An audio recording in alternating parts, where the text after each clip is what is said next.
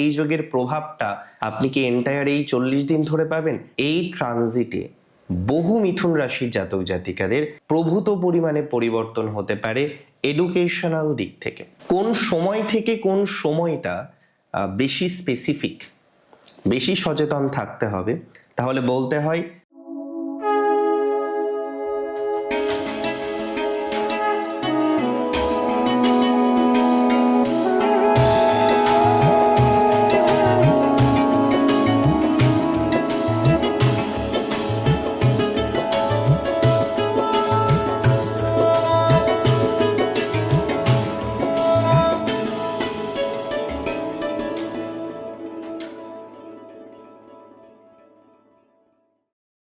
নমস্কার, জয় শ্রী গণেশ।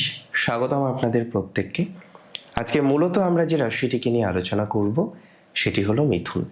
মিথুন অর্থাৎ জেমিনাই, কালপুরুষের রাশিচক্রের তৃতীয় রাশি, বুধ প্রভাবিত রাশি। তবে বুধ ছাড়াও এই রাশিটির মধ্যে রাহুর প্রভাব আপনি দেখবেন, বৃহস্পতির প্রভাব আপনি দেখবেন, তাছাড়াও আপনি কিন্তু মঙ্গল গ্রহের প্রভাবও দেখবেন। মিথুন রাশির ঠিক ভাগ্যস্থান নবম ভাব, যেটি হচ্ছে কুম্ভ রাশির ঘর। আর এই রাশিটিতে রাহু মঙ্গলের একটি বিশেষ সমন্বয় তৈরি হতে চলেছে। কি হবে তার প্রভাবে? কতটা প্রভাবিত হবেন আপনি? আপনার জীবনচক্র কতটা ডেভেলপড হতে পারে, বা ডেভেলপ যদি না হয় কতটা অসুবিধাজনক হতে পারে, বা আদতেও অসুবিধাজনক হবে কিনা আমরা বিস্তারিতভাবে জানার চেষ্টা করব, বিস্তারিতভাবে বোঝার চেষ্টা করব। দেখুন, সবার প্রথমে আমি আপনাদের বলবো, ফাইন্যান্সিয়াল ক্ষেত্রে এই ট্রানজিট 100% প্রভাব বিস্তার করবে। শুধুমাত্র ফাইন্যান্স নয়, আমরা এই ট্রানজিটের প্রভাব দেখতে পারবো আপনার প্যারেন্টসের হেলথে, আপনার ইনহেরিটেন্স প্রপার্টি প্রাপ্তির ক্ষেত্রে, তাছাড়াও বিভিন্ন রকম বিষয়ের ক্ষেত্রে। দেখুন, আমি এই ট্রানজিটটাকে খুব ডিটেলসে আপনাদের সাথে শেয়ার করব, যে কবে থেকে এই মহাসংযোগের সূচনা, কবে থেকে এই সংযোগ আপনার জীবনচক্রে নানা রকমের পজিটিভিটি দেবে বা নেগেটিভিটি দেবে, আমরা একদম ডিটেলসে কিন্তু আলোচনা করব। দেখুন, প্রথমে বুঝতে হবে কবে থেকে এই যোগ সূচিত হচ্ছে বা এই যোগের সূচনা হচ্ছে। 23শে ফেব্রুয়ারি 2026 মঙ্গল প্রবেশ করবেন কুম্ভ রাশির ঘরে, এবং এই রাশিটিতে আগে থেকেই কিন্তু রাহু উপস্থিত। সুতরাং একটা অঙ্গারক যোগের ভাইবস জীবনচক্রে আছে। এই অঙ্গারক যোগ শুরু হলো 23 তারিখ। কতদিন চলবে? 2রা এপ্রিল পর্যন্ত। কারণ 2রা এপ্রিল পর্যন্ত এই ঘরটিতেই রাহু মঙ্গল অবস্থান করবে। তবে এখানে একটা টুইস্ট আছে। কি টুইস্ট? দেখুন, একটি গ্রহযোগ তখন প্রপারলি ফলাফল দেয় যখন একটি নির্দিষ্ট দূরত্বে, নির্দিষ্ট ডিগ্রির মধ্যে অবস্থান করে এবং অন্যান্য গ্রহের প্রভাব থাকে না। কিন্তু এখানে একদমই ভুলে গেলে চলবে না যে এই অঙ্গারক যোগের যে সৃষ্টিকারক প্ল্যানেট মঙ্গল এবং অবশ্যই শ্যাডো প্ল্যানেট রাহু, এই দুটি ছাড়াও এই রাশিতে কিন্তু বুধ অবস্থান করবে 11ই এপ্রিল পর্যন্ত, রবি অবস্থান করবে 15ই মার্চ পর্যন্ত, ভিনাস অবস্থান করবে 2রা মার্চ পর্যন্ত। তাহলে প্রপারলি যদি আমি ধরে নিই যে এই যোগের প্রভাবটা আপনি কি এন্টায়ার এই 40 দিন ধরে পাবেন, একদমই কিন্তু তা না। এই যোগের প্রভাব আসবে দিন 15 এবং সর্বাধিক প্রভাব আসবে 5 দিনের জন্য। আমরা চলুন ডিটেলসে আলোচনা করি কি কি প্রভাব আপনার জীবনচক্রে আসবে। দেখুন, প্রথমত রাহু মঙ্গল একসাথে থাকা কিছু কিছু ক্ষেত্রে সমস্যা তৈরিও করে। যেমন ধরা যাক, আপনার রাগ জেদ বেড়ে যেতে পারে, অসম্ভবভাবে রাগ জেদ বাড়তে পারে। এবং আর একটা কথা আমি আপনাদের খুব দায়িত্ব নিয়ে বলতে চাই বা বলবো, এই ট্রানজিটে বহু মিথুন রাশির জাতক জাতিকাদের প্রভূত পরিমাণে পরিবর্তন হতে পারে এডুকেশনাল দিক থেকে, অর্থাৎ পড়াশোনা বা উচ্চশিক্ষা, হায়ার এডুকেশন, এই সকল বিষয়ে বিশেষ পরিবর্তনের সংযোগ দেখতে পাচ্ছি।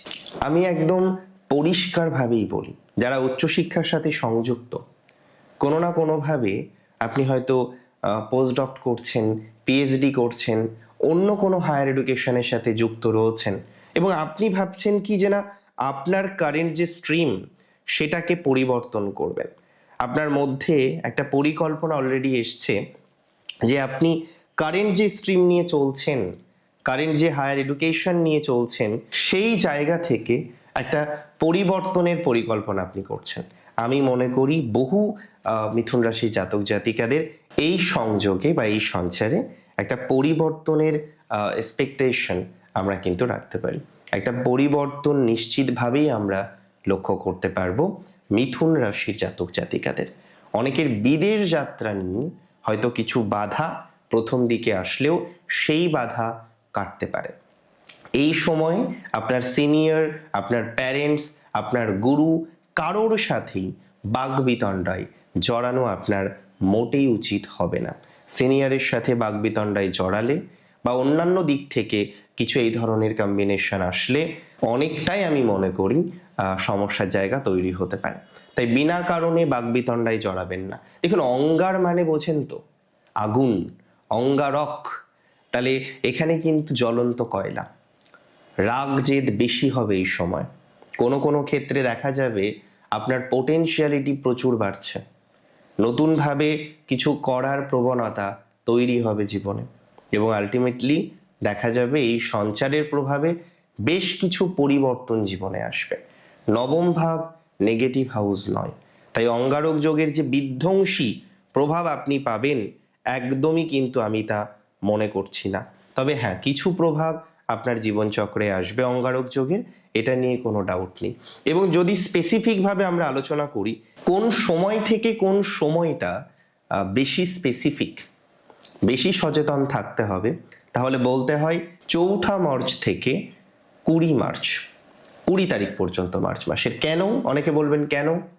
তার কারণ দেখুন, কুম্ভ রাশিতে থাকলেও রাহু আছে বর্তমানে শতভিসার 3 নম্বর চরণে, আর এখানে মঙ্গল গ্রহ শতভিসাতে অবস্থান করবেন 4 মার্চ থেকে 20 মার্চ পর্যন্ত সময়। এবং আরও স্পেসিফিক যদি বলি তাহলে মার্চ মাসের 12 তারিখ থেকে 16 তারিখ পর্যন্ত যে সময়কালটা আমরা পাবো, এই সময়কালে কিন্তু শতভিসার 3 নম্বর চরণেই অবস্থান করবে মঙ্গল গ্রহ এবং রাহু একত্রে। সাবধানতাও রাখতে হবে এই ট্রানজিটে। প্রথম সাবধানতা, দেখুন, এডুকেশনে পরিবর্তনের সংযোগ বেশ বেশি। কিছু কিছু ক্ষেত্রে পরিবর্তন করে নেওয়া যাবে, তবে সকল ক্ষেত্রেই পরিবর্তন কিন্তু করা যাবে না। It is very important. কিছু কিছু ক্ষেত্রে পরিবর্তন করা যেতে পারে। যে যে ক্ষেত্রে পরিবর্তনের যোগ আছে সেই সেই ক্ষেত্রে, যেমন ধরা যাক এডুকেশন, আপনার সিনিয়রের প্রবলেম, আপনি সিনিয়র চেঞ্জ করতে চাইছেন, আপনার মেন্টর চেঞ্জ করতে চাইছেন, করতে পারেন। বিদেশ যেতে চাইছিলেন, মাঝে প্রচুর বাধা এসেছিল, এক জায়গায় হয়তো আপনি টাকা পয়সা দিয়েছিলেন, তারপরেও দেখা যাচ্ছে যে না, প্রবলেম সলভ হচ্ছে না। এই যে বাইরে যাওয়ার সংক্রান্ত বিষয়ে পজিটিভিটি বাড়বে। তবে প্যারেন্টসের সাথে কোনো রকম গোলযোগে না জড়ানোই ভালো। পিতার হেলথ নিয়ে যদি প্রকৃত অর্থে কোনো প্রবলেম ফেস করেন, তাহলে ইমিডিয়েট বেসিসে ডক্টরের সাথে কনসাল্ট করবেন। এই সময়টাতে কোনো গুরুজনের সাথে ঝগড়া, অশান্তি, বিবাদে যাবেন না।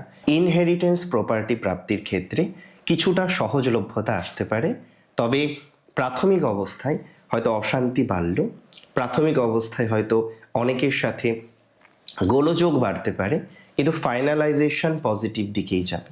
সো ইনহেরিটেন্স প্রপার্টির সংযোগ যাদের আছে, অনেক দিন ধরেই যারা ইনহেরিটেন্স প্রপার্টি প্রাপ্তির জন্য চরমভাবে চেষ্টা করছেন যে না, একটা প্রপার্টি দরকার, একটা প্রপার্টি যে করে হোক পেতে হবে, আমি মনে করি আপনাদের এই যে প্রপার্টি প্রাপ্তির ক্ষেত্রে যদি রাশি আপনার প্রকৃত অর্থে মিথুন হয়ে থাকে, তাহলে অনেকটাই রিল্যাক্সেশন পাবেন, অনেকটাই ডেভেলপমেন্ট পাবেন, অনেকটাই অগ্রগতির জায়গা আপনার জীবনচক্রে যে আসতে পারে, এটুকু দায়িত্ব নিয়ে আপনাকে আমি বলতে পারি।